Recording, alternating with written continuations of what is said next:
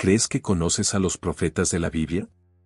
Prepárate para descubrir la historia de Jeremías, el hombre cuya vida fue una tormenta de fuego, lágrimas y una esperanza que desafió imperios. Antes de sumergirnos en esta increíble historia, si te apasionan las narrativas bíblicas profundas y quieres descubrir más verdades impactantes, asegúrate de suscribirte ahora mismo y darle like a este video. Tu apoyo nos ayuda a seguir trayendo estas historias a la luz. Ahora, imagina esto, estamos en el siglo VII a.C.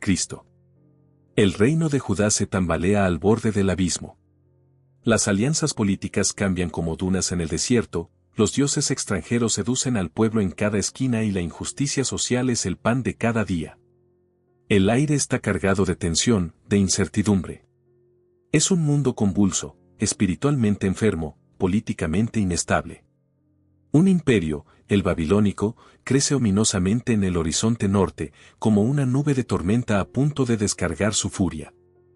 En este caldo de cultivo de crisis, en la pequeña ciudad sacerdotal de Anatot, vive un joven llamado Jeremías, hijo de Hisías.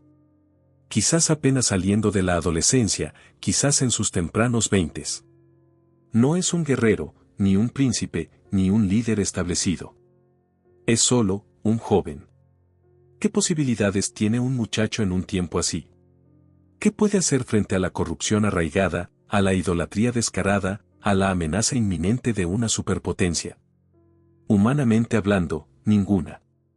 Está destinado a ser arrastrado por la corriente, como todos los demás.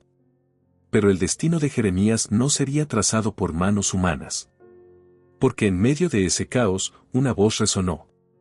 Una voz que trasciende imperios y épocas. La voz de Dios. Y el mensaje no fue una sugerencia, ni una invitación casual. Fue una declaración de propósito divino, forjado antes incluso de que Jeremías respirara por primera vez. Escucha las palabras que cambiaron su vida para siempre: antes que te formase en el vientre te conocí, y antes que nacieses te santifiqué, te di por profeta a las naciones. Piénsalo. Antes de existir, ya era conocido. Antes de nacer, ya estaba apartado, consagrado para una misión monumental. No solo para Judá, su pequeño y problemático hogar, sino para las naciones. Un alcance global, una responsabilidad abrumadora depositada sobre hombros jóvenes e inexpertos. ¿Cómo reacciona Jeremías? ¿Con entusiasmo? ¿Con orgullo? No.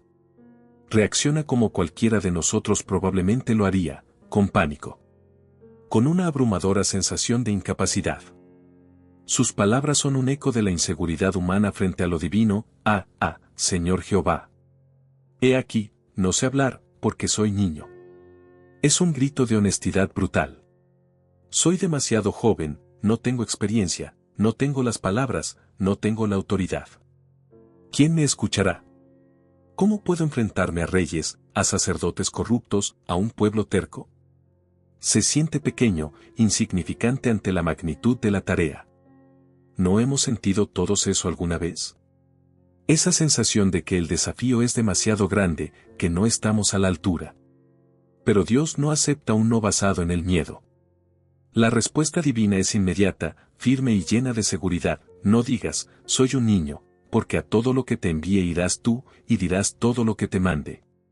No temas delante de ellos, porque contigo estoy para librarte, dice Jehová. Es una promesa poderosa. La capacidad de Jeremías no residiría en su elocuencia, ni en su edad, ni en su fuerza, sino en la presencia y el poder de aquel que lo llamaba. No tengas miedo de sus rostros, de su poder, de su rechazo, porque yo estoy contigo. Esa es la clave. La presencia divina como antídoto contra el miedo humano. Y entonces, sucede algo extraordinario. Un acto simbólico, físico, que sella el llamado y confiere la autoridad necesaria. Dios extendió su mano y tocó la boca de Jeremías.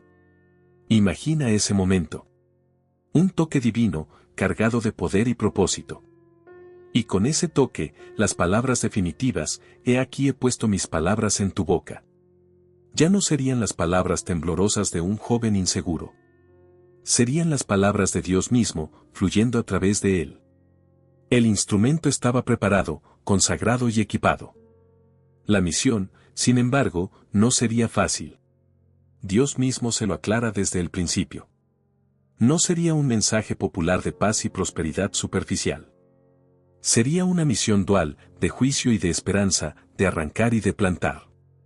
Mira que te he puesto en este día sobre naciones y sobre reinos, para arrancar y para destruir, para arruinar y para derribar, para edificar y para plantar. Debía confrontar el pecado de raíz, derribar las estructuras de injusticia y falsedad, anunciar la destrucción inevitable que vendría como consecuencia de la rebelión. Pero también, y esto es crucial, debía plantar las semillas de la restauración futura, edificar sobre las ruinas una esperanza genuina.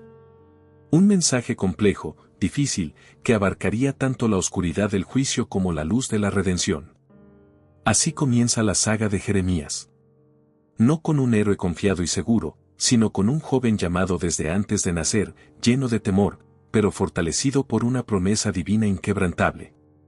Un joven sacerdote destinado a convertirse en la voz incómoda de Dios en una era de decadencia, un hombre cuya vida se convertiría en un testimonio viviente del dolor de la verdad y la resiliencia de la fe.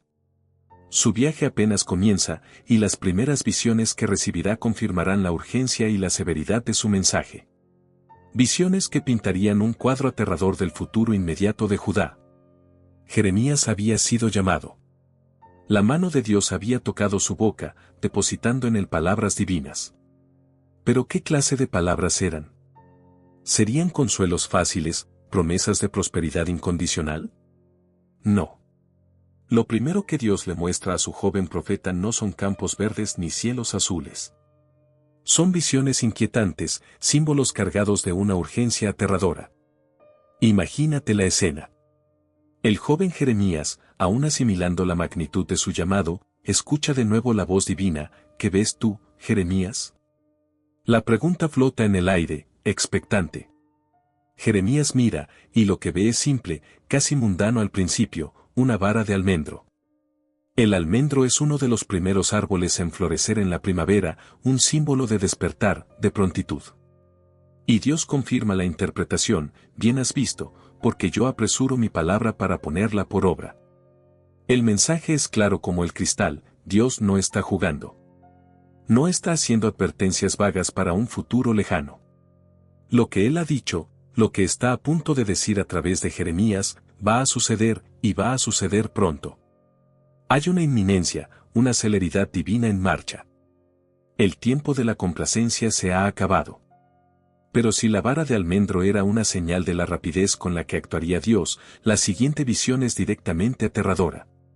De nuevo la pregunta: ¿qué ves tú? Esta vez, la imagen es mucho más ominosa. Jeremías responde: veo una olla que hierve, y su faz está hacia el norte. Una olla hirviendo.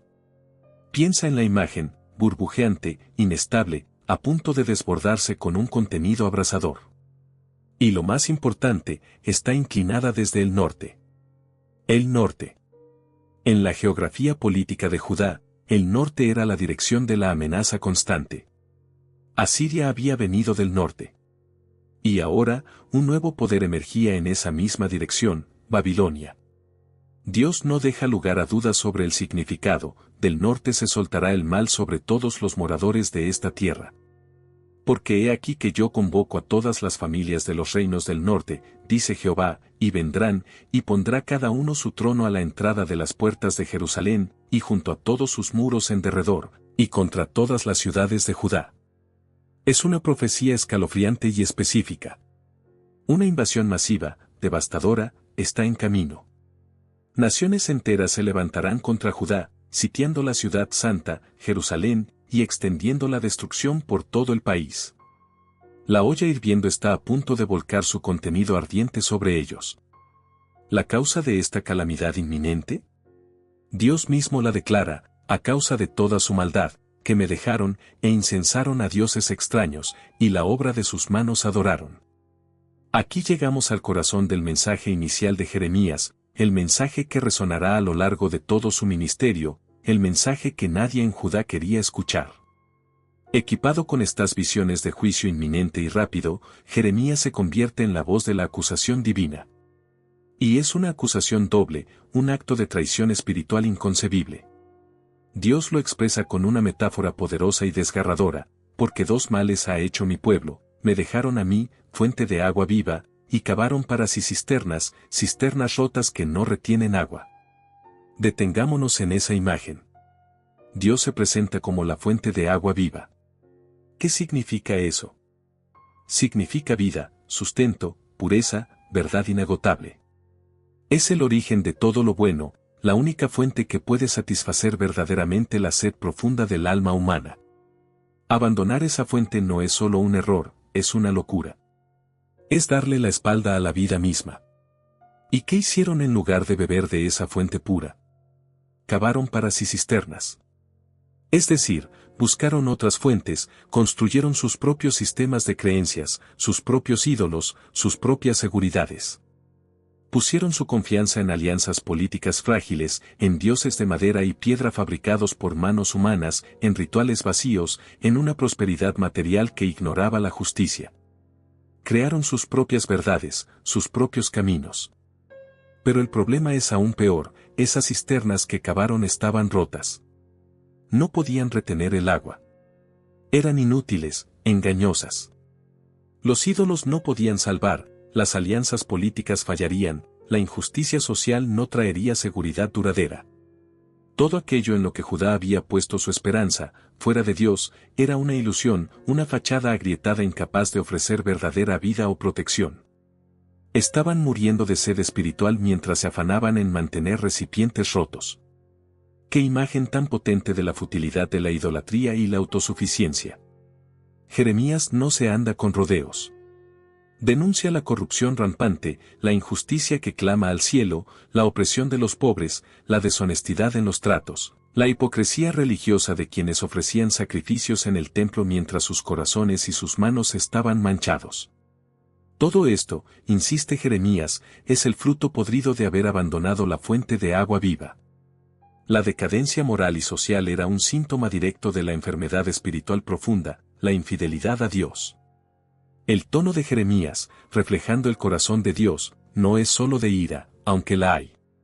También hay un profundo lamento, una especie de asombro divino ante la estupidez de su pueblo. ¿Qué mal hallaron en mí vuestros padres, que se alejaron de mí, y se fueron tras la vanidad, y se hicieron vanos? Es como si Dios preguntara, ¿por qué? ¿Por qué cambiar el oro por el barro? ¿Por qué abandonar al que te ama y te sostiene por ídolos muertos e impotentes? Hay una tristeza palpable en estas primeras palabras. Imaginen el impacto de este mensaje.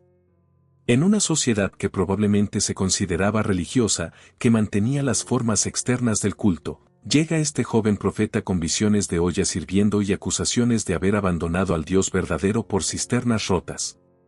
No es un mensaje diseñado para ganar amigos o popularidad. Es una confrontación directa, incómoda, que desnuda la realidad espiritual de Judá.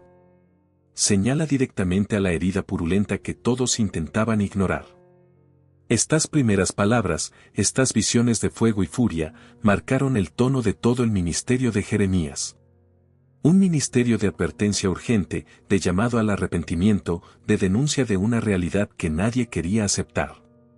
Pero si pensaban que podían simplemente ignorar a este joven y sus perturbadoras visiones, estaban muy equivocados. Porque Jeremías, impulsado por el toque divino y la verdad incuestionable de su mensaje, no se callaría. Y la resistencia que encontraría solo serviría para avivar aún más el fuego de su profecía, llevándolo por un camino de sufrimiento y soledad que pondría a prueba los límites mismos de la fe humana. Hablar en nombre de Dios suena noble, ¿verdad? Casi glorioso. Tienes un mensaje divino, una misión sagrada. Pero la realidad para Jeremías fue brutalmente diferente. Una cosa es recibir el llamado y las visiones en la intimidad con Dios, y otra muy distinta es salir a la plaza pública y proclamar un mensaje que nadie, absolutamente nadie, quiere escuchar. Especialmente cuando ese mensaje desnuda los pecados más profundos y anuncia una catástrofe inminente. Jeremías obedeció. Llevó la palabra de Dios a Judá y Jerusalén. Denunció la idolatría que se había infiltrado hasta en el templo. Señaló la corrupción de los jueces, la avaricia de los ricos, la hipocresía de los sacerdotes y profetas que decían paz, paz, cuando no había paz verdadera. Habló de la fuente de agua viva abandonada, de las cisternas rotas que todos preferían. ¿Y cuál fue la respuesta? ¿Arrepentimiento? ¿Reflexión? No. Fue una oleada de hostilidad tan intensa que amenazó con ahogarlo. Piensa en quienes eran los más ofendidos. Primero, los líderes religiosos. Los sacerdotes, los otros profetas. Ellos eran los guardianes espirituales del pueblo, o al menos eso se suponía. Pero muchos se habían acomodado. Disfrutaban de su estatus, de la comodidad de una religión que no exigía demasiado cambio, que permitía mezclar la adoración a Dios con prácticas paganas mientras los diezmos siguieran llegando. Y de repente, llega este joven de Anatot, sin pelos en la lengua, acusándolos de ser pastores negligentes, de engañar al pueblo, de ser cómplices de la apostasía. La audacia. Lo vieron como una amenaza directa a su autoridad, a su prestigio, a su modo de vida. ¿Cómo se atrevía a cuestionarlos? Intentaron silenciarlo, desacreditarlo. Lo acusaron de blasfemia, de ser un alborotador, un falso profeta que solo traía desgracia. Luego estaban los líderes políticos. Los oficiales del rey, los consejeros, los poderosos. Ellos estaban ocupados tejiendo alianzas, jugando al ajedrez geopolítico con Egipto y Babilonia, buscando la seguridad en la fuerza militar y la diplomacia astuta. El mensaje de Jeremías, que insistía en que la única seguridad verdadera estaba en volver a Dios y que la invasión del norte era un juicio divino inevitable, le sonaba a locura, a derrotismo, incluso a traición. ¿Someterse a Babilonia, como Jeremías llegaría a aconsejar más tarde por mandato divino? Impensable. Era un mensaje que socavaba sus estrategias, que ponía en duda su liderazgo. Así que también buscaron callarlo. Lo veían como un peligro para la moral nacional, un aguafiestas que debilitaba la resistencia del pueblo con sus lúgubres predicciones. Pero quizás lo más doloroso, lo más desgarrador para Jeremías, no vino de los palacios ni del templo. Vino de su propia casa, de su propia gente. Los hombres de Anatot, su ciudad natal, sus vecinos, incluso su propia familia, se volvieron contra él. ¿Te imaginas? Las personas con las que creció, aquellos que compartían su sangre y su tierra, conspiraron para matarlo. Le dijeron directamente, no profetices en nombre de Jehová, para que no mueras a nuestras manos. El rechazo de los extraños duele, pero la traición de los tuyos, eso rompe el alma. Lo vieron como una vergüenza, un problema, alguien que atraía la desgracia sobre ellos. Su mensaje no solo era impopular, era peligroso para quienes se asociaban con él. Lo aislaron, lo repudiaron. El profeta de Dios se convirtió en un paria en su propio hogar. Y la persecución no fue solo amenazas veladas o rechazo social. Fue constante, pública y humillante. Jeremías se convirtió en objeto de burla. La gente se mofaba de él en las calles. Sus palabras eran ridiculizadas. El libro que lleva su nombre está lleno de sus lamentos personales, de su angustia profunda. A menudo se le llama el profeta llorón, y no sin razón. Pero sus lágrimas no eran de autocompasión sin fundamento.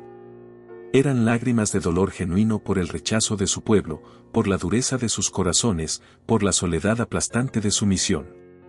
Eran lágrimas de un hombre que sentía profundamente tanto el juicio inminente como el amor de Dios por ese mismo pueblo rebelde. Escucha su propia descripción de la angustia: me sedujiste, oh Jehová, y fui seducido, más fuerte fuiste que yo, y me venciste, cada día he sido escarnecido, cada cual se burla de mí. Siente la crudeza de esas palabras. Se siente casi engañado por Dios, arrastrado a una misión que solo le trae sufrimiento. La palabra de Jehová me ha sido para afrenta y escarnio cada día. El mismo mensaje que debía proclamar se convierte en la fuente de su dolor. Enfrentó amenazas de muerte directas. En una ocasión, después de predicar en el templo, los sacerdotes y profetas lo agarraron y clamaron: de cierto morirás. Lo llevaron ante los príncipes, acusándolo de profetizar contra la ciudad. Solo la intervención de algunos oficiales más justos y el recuerdo de cómo el profeta Miqueas había sido escuchado en el pasado, le salvaron la vida en esa ocasión. Pero el peligro era constante. Fue golpeado, puesto en cepos, arrojado a una cisterna fangosa para morir de hambre. Su vida pendía de un hilo continuamente. ¿Puedes imaginar la presión? El aislamiento total. Todos en tu contra, la iglesia, el Estado, tu familia, tus amigos. Cada día es una lucha, no solo para proclamar el mensaje, sino simplemente para sobrevivir. Cualquiera en su sano juicio habría renunciado. Habría dicho, basta. No vale la pena. Que se las arreglen solos. El costo personal era demasiado alto. La soledad era demasiado profunda.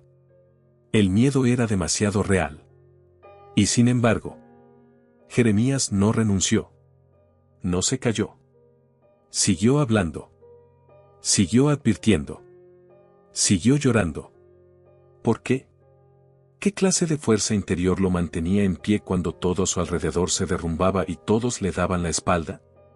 ¿Qué lo impulsaba a seguir adelante, a pesar de la angustia, las burlas, las amenazas mortales?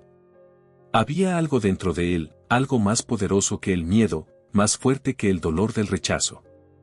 Algo que él mismo describiría como un fuego incontenible. Seamos honestos. Después de todo lo que hemos visto, el rechazo, la burla, la traición familiar, las amenazas de muerte, los golpes, el cepo, la cisterna fangosa, ¿quién no habría tirado la toalla? Jeremías tenía todas las razones del mundo para decir, se acabó. No puedo más. Este mensaje solo me trae dolor y sufrimiento. Que Dios elija a otro. Él mismo lo confesó, en momentos de profunda desesperación, maldijo el día en que nació. Sintió la tentación abrumadora de callar, de retirarse, de buscar un rincón tranquilo donde nadie lo molestara más con sus profecías incómodas. De hecho, él mismo nos cuenta que intentó hacerlo. Intentó reprimir el mensaje, contener la palabra divina dentro de sí. Escucha su lucha interna, su intento desesperado por silenciar la voz que le quemaba por dentro, y dije, no me acordaré más de él, ni hablaré más en su nombre.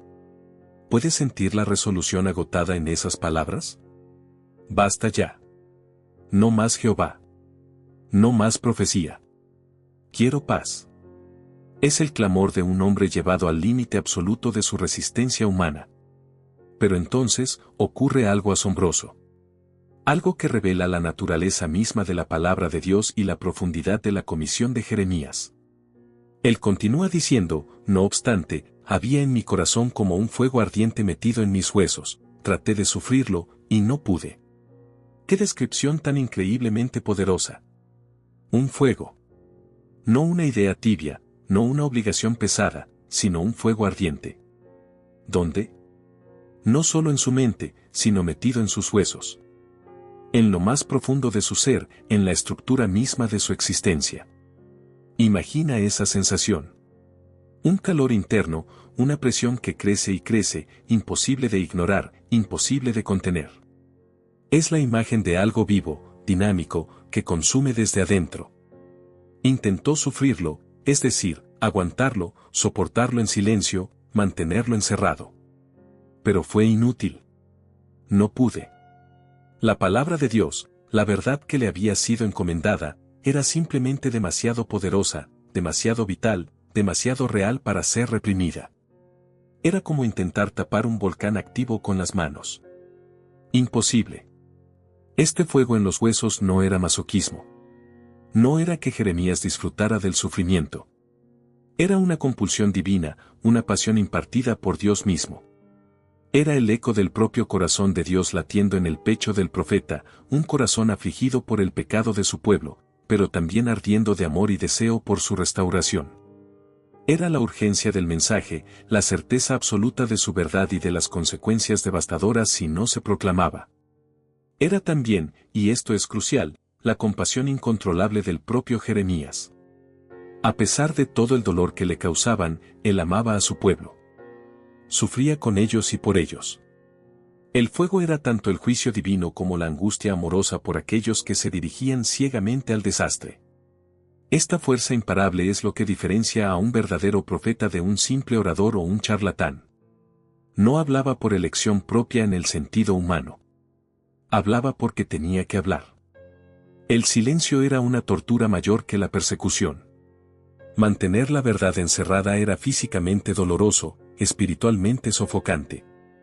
La palabra de Dios exigía ser liberada, sin importar el costo personal. Era una carga, sí, una carga tremendamente pesada, pero también una fuerza motriz irresistible. Este fuego interior explica su persistencia sobrehumana. Explica por qué, después de ser golpeado, volvía a predicar.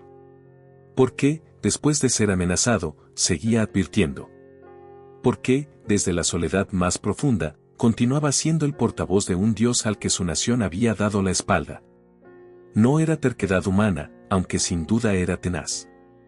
Era la sumisión a una fuerza mayor, a una verdad que lo consumía y lo impulsaba más allá de sus propios límites, de su propio deseo de autopreservación. Piénsalo, ¿qué verdad te importaría tanto como para soportar el odio de todos, la traición de tu familia, el riesgo constante de una muerte violenta? Para Jeremías, la palabra de Dios era esa verdad. La realidad del juicio inminente y la posibilidad lejana pero segura de la restauración eran hechos tan concretos, tan vitales, que no podía negociar con ellos. El fuego en sus huesos era la convicción absoluta de que lo que decían no eran sus propias ideas, sino la realidad divina que determinaría el destino de su pueblo.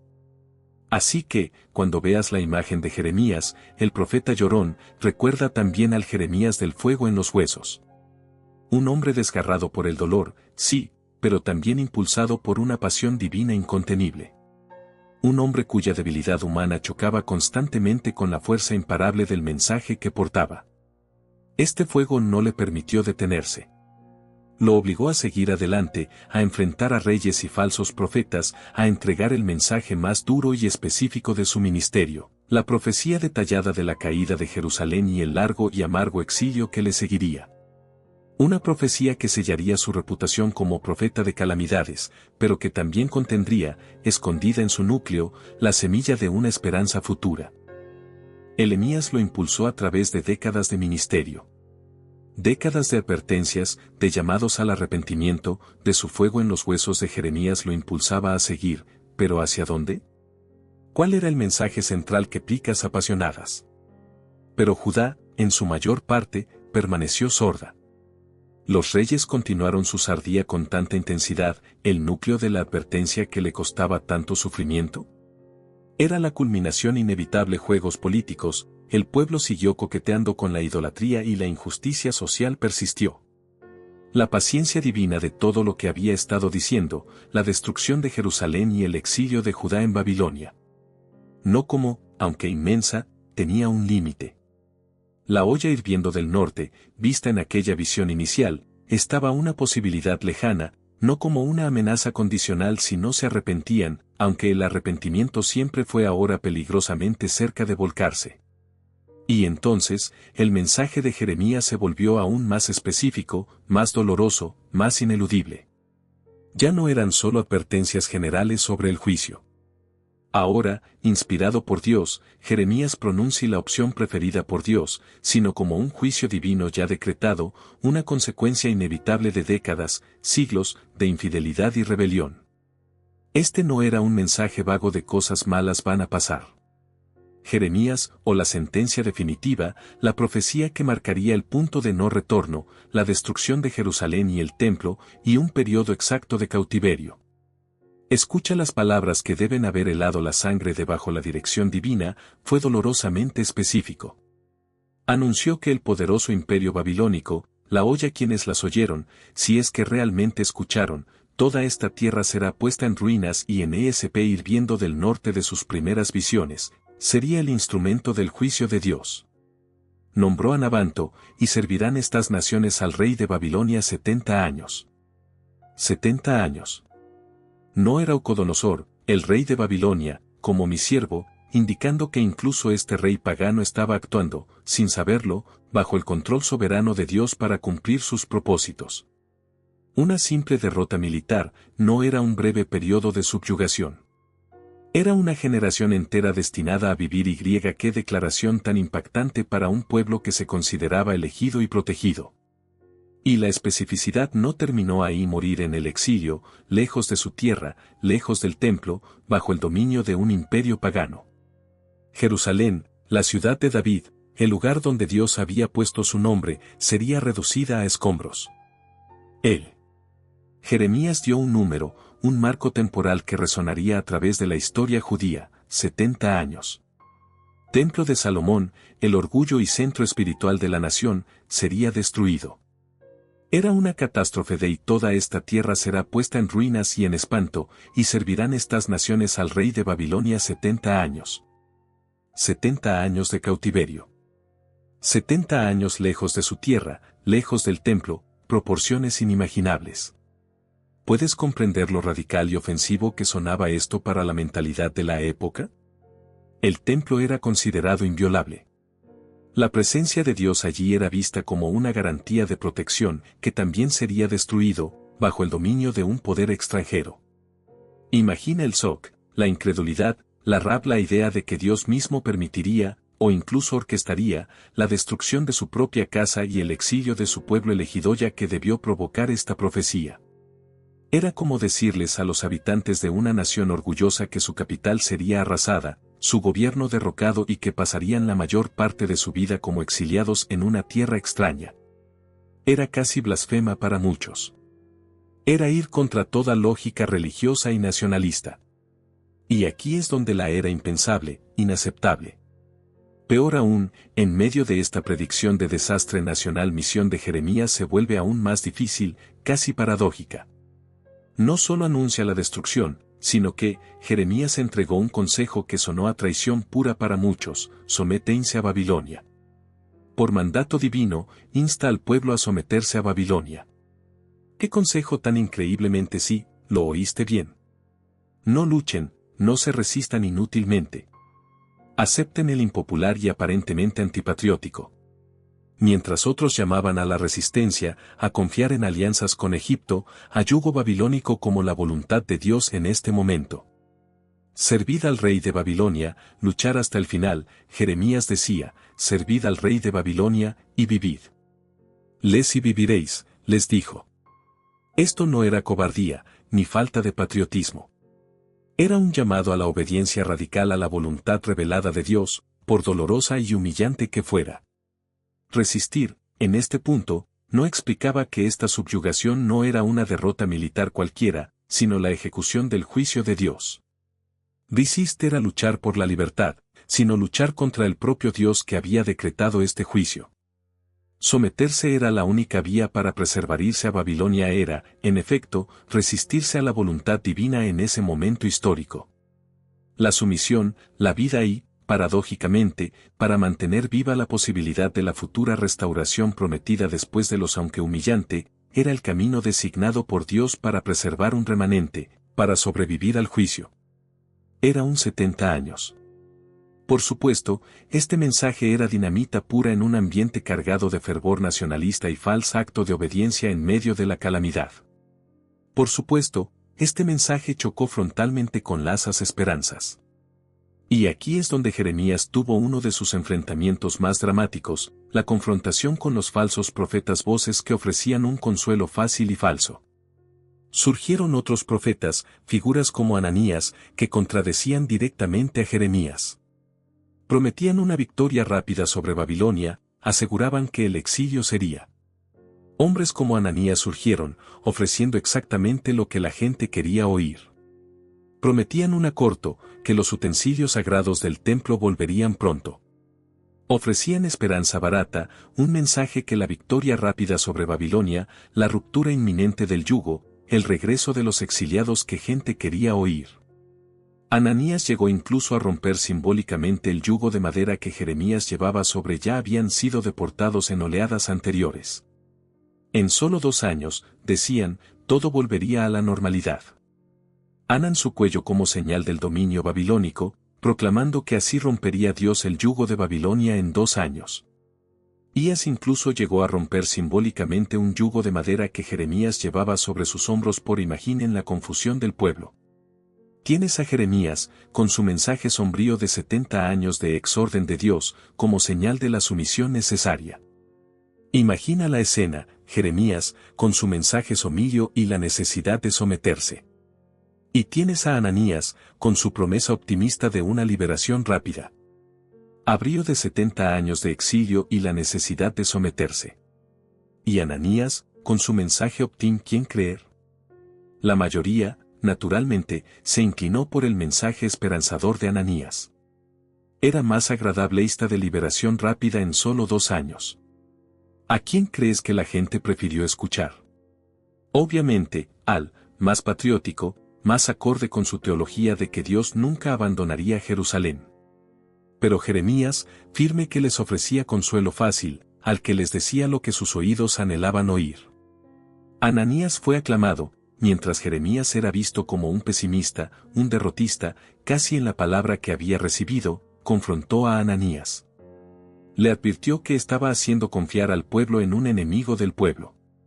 Pero la verdad divina no se determina por votación popular. Jeremías, aunque inicialmente mentiras. Y Dios mismo vindicó a su verdadero profeta. Jeremías anunció que Ananías moriría ese mismo año por haber hablado rebelión contra Jehová. Y así sucedió. La muerte prematura de Ananías fue una que enfermo se retiró deseando que la palabra de Ananías fuera cierta, pronto recibió una nueva palabra de Dios. El yugo de madera roto sería reemplazado por un yugo de hierro, inquebrantable. Y a nación terrible y contundente de la veracidad del mensaje de Jeremías y la falsedad de las promesas de Consanías, por su falsa profecía que hacía confiar al pueblo en mentiras, moriría ese mismo año, vuelo temporal. La dura realidad del juicio divino no podía ser endulzada ni evitada con optimismo infundado. Finalmente, trágicamente, la profecía de Jeremías se cumplió. Ananías murió, confirmando la profecía de Jeremías se cumplió con una precisión aterradora. El ejército babilónico, lideredad de su mensaje optimista y la terrible verdad de las advertencias de Jeremías. La confrontación con los hado por Nabucodonosor, sitió Jerusalén. Después de un asedio brutal, marcado por el hambre y la desesper, falsos profetas subraya una lección crucial, el peligro de preferir las mentiras reconfortantes a las verdades incómodas. La ciudad cayó en el año 586 a.C. Los muros fueron derribados, El pueblo de Judá quería una solución rápida, una fe sin exigencias, una seguridad sin arrepentimiento. Templo fue saqueado e incendiado hasta los cimientos, y la élite de la nación, los nobles, los falsos profetas se la ofrecieron. Pero era un consuelo vacío, una esperanza ilusoria que solo los artesanos, los líderes, fueron llevados cautivos a Babilonia, tal como Jeremías había advertido durante adormecía ante el desastre inminente. Jeremías, en cambio, ofreció la verdad en décadas. La tierra quedó desolada. El exilio de 70 años había comenzado. El profeta que había arga, pero era la verdad que, si se aceptaba con humildad, contenía la única semilla de supervivencia y sido ridiculizado, perseguido y llamado traidor, fue vindicado de la manera más trágica posible. Su futura restauración. Y la caída llegó, tal como Jeremías había advertido incansablemente. En el palabras, nacidas del fuego divino, se habían convertido en una realidad devastadora. La fuente de agua viva había sido abandonada, y las cisternas rotas finalmente se habían hecho añicos, dejando al pueblo expuesto a la tormenta del 586 a.C. Después de un asedio brutal, los ejércitos babilónicos rompieron las murallas de Jerusalén. La ciudad fue saqueada, el magnífico templo de Salomón fue incendiado y juicio. Parecía el fin. La oscuridad total. ¿Podría haber alguna esperanza después de una catástrofe tan completa reducido a escombros, y la mayoría de la población sobreviviente fue llevada cautiva a Babilonia? Sorprendentemente, incluso en medio de la inminente ruina, Dios le daría a Jeremías una. Las visiones de Jeremías se hicieron realidad de la forma más devastadora posible. La olla hirviendo del norte había última misión, un acto simbólico que miraría más allá de los 70 años de desolación, hacia un futuro de restauración inimaginable. Jerusalén está sitiada. Los ejércitos babilónicos rodean la ciudad como un anillo de acero implacable. El hambre roe las entrañas de sus habitantes. La desesperación es un manto pesado que cubre las calles. La destrucción profetizada por Jeremías durante décadas está llamando a la puerta, a punto de derribarla. El fin parece no solo inevitable, sino inminente. En una situación así, ¿qué es lo lógico? ¿Qué hace una persona sensata? Intenta sobrevivir. Huye si puede. Se atrinchera. Guarda lo poco que le queda. Ciertamente, no piensa en inversiones a largo plazo. ¿Comprar propiedades? Sería una locura absoluta. ¿Quién compraría un terreno que está a punto de ser conquistado por el enemigo, un terreno que probablemente ni siquiera podrás volver a pisar? Y sin embargo, en medio de este caos, de esta oscuridad absoluta, Dios le da a Jeremías una instrucción que desafía toda lógica humana, toda prudencia financiera, toda expectativa razonable. Mientras la ciudad agoniza, Dios le dice a su profeta: «He aquí que Hanameel hijo de Salum tu tío viene a ti, diciendo, cómprame mi heredad que está en Anatot, porque tú tienes derecho a ella para comprarla». ¿Comprar un campo? ¿Ahora? ¿Y dónde? En Anatot, su ciudad natal, el lugar donde su propia gente lo había rechazado y amenazado de muerte. Un área que, como el resto de Judá, estaba bajo el control o la amenaza directa de los invasores babilónicos. Desde una perspectiva humana, la orden es absurda. Es como comprar acciones mientras la bolsa se desploma estrepitosamente y el país está siendo invadido. No tiene ningún sentido práctico. ¿Para qué querría Jeremías un campo en Anatot en ese momento? Él mismo probablemente estaba en peligro, quizás incluso encarcelado o bajo restricción debido a sus profecías antipatrióticas. El futuro era, en el mejor de los casos, incierto y, más probablemente, sombrío. Pero Jeremías, el hombre del fuego en los huesos, el hombre que había aprendido a obedecer incluso cuando no entendía completamente, el hombre cuya vida entera era un testimonio de la primacía de la palabra de Dios sobre las circunstancias, no dudó. Cuando su primo Hanameel llegó, tal como Dios se lo había anunciado, ofreciéndole el campo, Jeremías reconoció la señal divina. «Conocí entonces que era palabra de Jehová», dice él. Y entonces, Jeremías realiza el acto más contraintuitivo imaginable en medio de la guerra y el asedio.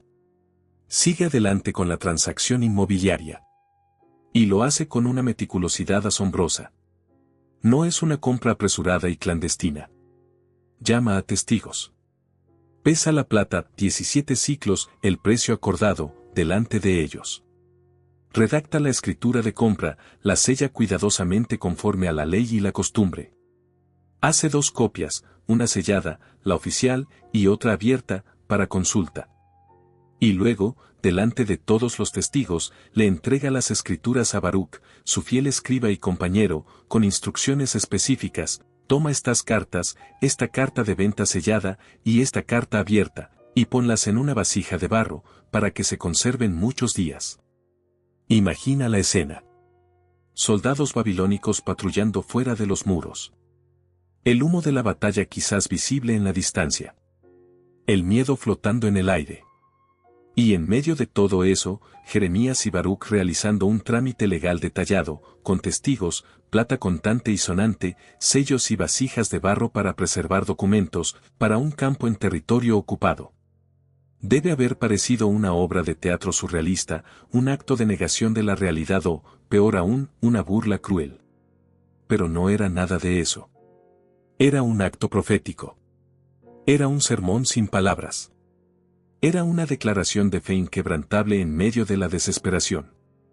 Era la manifestación tangible de una esperanza que trascendía la catástrofe inminente. Después de completar la transacción, incluso el propio Jeremías parece necesitar confirmación y ora a Dios, reconociendo su poder pero cuestionando el propósito de esta compra en un momento tan terrible. Y entonces, Dios revela el significado profundo de ese acto aparentemente ilógico. La respuesta divina resuena con una promesa poderosa, porque así ha dicho Jehová de los ejércitos, Dios de Israel: casas y heredades y viñas volverán a poseerse en esta tierra. Ahí está. La compra del campo no era una inversión financiera para Jeremías. Era una garantía divina. Era una señal visible, un pagaré de Dios mismo, de que el exilio no sería el final de la historia. Era la promesa de que, aunque la destrucción era cierta y necesaria como juicio, la restauración también lo era. El pueblo volvería. La vida normal se reanudaría. La gente volvería a comprar y vender tierras, a construir casas, a plantar viñedos en la misma tierra que ahora estaba siendo arrasada.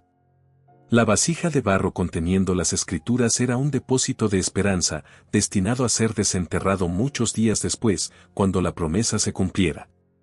Este acto de comprar el campo en Anatot es una de las demostraciones de fe más conmovedoras de toda la Biblia. En el momento más oscuro, cuando todas las señales visibles apuntaban al fin, Jeremías, por obediencia a Dios, realizó una inversión en un futuro que humanamente parecía imposible. Plantó una semilla de esperanza en un suelo empapado de lágrimas y miedo. Demostró que la fe verdadera no se basa en las circunstancias presentes, sino en las promesas de Dios, incluso cuando esas promesas parecen desafiar toda lógica y toda evidencia contraria. Este acto no solo fortaleció la propia fe de Jeremías, sino que se convirtió en un mensaje poderoso para los que serían llevados al exilio y para las generaciones futuras. Era la prueba tangible de que Dios no había abandonado a su pueblo para siempre. El juicio era real, el exilio era necesario, pero los planes de Dios iban más allá. Había un futuro. Había esperanza. Había una promesa de regreso y restauración. Y esta misma esperanza sería el tema central de un mensaje escrito que Jeremías enviaría a los que ya sufrían el cautiverio lejos de su hogar, recordándoles que incluso en Babilonia, Dios tenía planes de bien para ellos. La caída de Jerusalén fue una realidad brutal. Miles fueron masacrados, la ciudad y el templo quedaron en ruinas, y una gran parte de la población fue deportada a Babilonia, la tierra del imperio que los había conquistado. Imagina el trauma, la desorientación, el profundo dolor de esos exiliados. Arrancados de su hogar, de su tierra prometida, lejos del lugar donde creían que Dios habitaba de manera especial. ¿Había Dios roto su pacto? ¿Los había abandonado para siempre? ¿Era este el fin de Israel como pueblo de Dios? El aire en Babilonia debía estar cargado de estas preguntas angustiosas, de desesperación y, quizás, de falsas esperanzas susurradas por aquellos que aún prometían un regreso inminente. Es en este contexto de desolación y confusión que Jeremías, el profeta que había anunciado el desastre, ahora se convierte también en el portador de un mensaje de guía y esperanza a largo plazo para los cautivos. Envía una carta a los ancianos, sacerdotes, profetas y a todo el pueblo que Nabucodonosor había llevado a Babilonia. Y el contenido de esa carta es, una vez más, sorprendente y contraintuitivo. ¿Qué les dice? ¿Que se preparen para una rebelión? ¿Que mantengan las maletas hechas para un regreso rápido? No. El consejo divino a través de Jeremías es radicalmente diferente: edificad casas, y habitadlas, y plantad huertos, y comed del fruto de ellos. Casaos, y engendrad hijos e hijas, dad mujeres a vuestros hijos, y dad maridos a vuestras hijas, para que engendren hijos e hijas, y multiplicaos ahí, y no os disminuyáis. En esencia, les dice, establezcanse.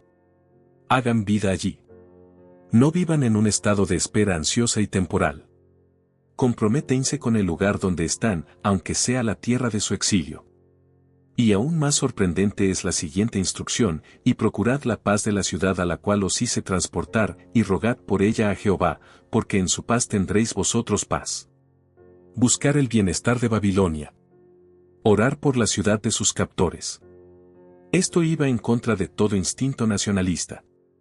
Les pide que sean buenos ciudadanos, que contribuyan positivamente a la sociedad que los rodea, entendiendo que su propio bienestar estaba ligado al de la ciudad pagana donde ahora vivían por decreto divino. ¡Qué perspectiva tan revolucionaria!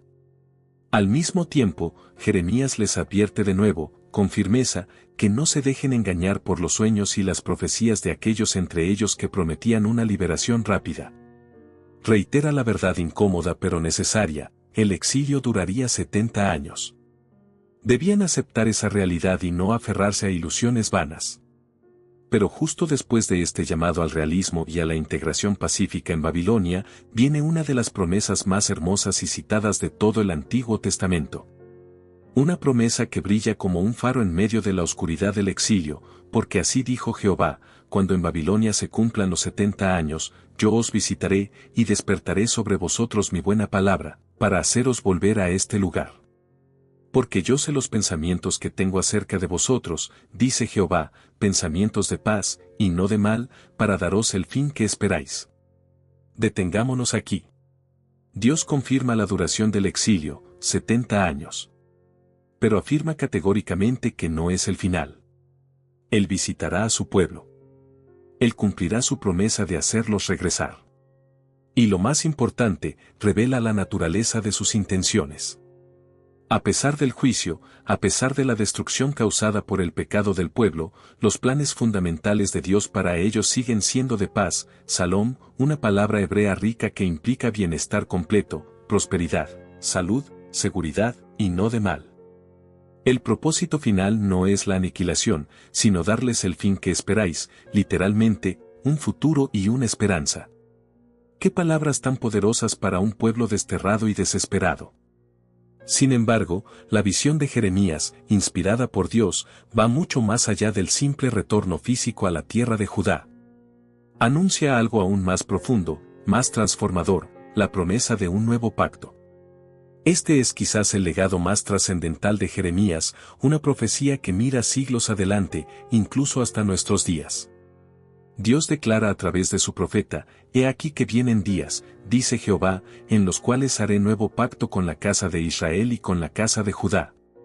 No como el pacto que hice con sus padres el día que tomé su mano para sacarlos de la tierra de Egipto, porque ellos invalidaron mi pacto, aunque fui yo un marido para ellos, dice Jehová». El pacto anterior, el hecho en el Sinaí con Moisés, basado en la ley escrita en tablas de piedra, había sido roto repetidamente por el pueblo. A pesar de la fidelidad de Dios, fui yo un marido para ellos, la infidelidad humana lo había invalidado. Pero este nuevo pacto sería diferente. Radicalmente diferente. ¿Cómo? Pero este es el pacto que haré con la casa de Israel después de aquellos días, dice Jehová, daré mi ley en su mente, y la escribiré en su corazón, y yo seré a ellos por Dios, y ellos me serán por pueblo. La diferencia es asombrosa. La ley ya no estaría solo en tablas de piedra externas, sino que sería internalizada. Dios mismo la escribiría en la mente y en el corazón de las personas. Implicaría una transformación interior profunda, un cambio en la naturaleza misma del ser humano, que lo capacitaría para obedecer y amar a Dios desde adentro hacia afuera. Y las consecuencias de este pacto interiorizado son maravillosas, y no enseñará más ninguno a su prójimo, ni ninguno a su hermano, diciendo, «Conoce a Jehová, porque todos me conocerán, desde el más pequeño de ellos hasta el más grande», dice Jehová.